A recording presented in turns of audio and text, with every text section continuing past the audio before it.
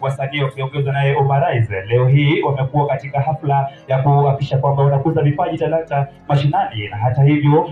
msanii Harmonize amejumuika na wasanii tofauti tokea pande hii ya Kakamega, akiwemo producer mkuu katika eneo la City Production akiwa ni Wiz Junior. Akizungumza katika hafla hiyo, msanii Harmonize amesema kwamba atahakikisha kwamba kila mmoja katika eneo la Etenje anapata kutoa ngoma bila kulipwa.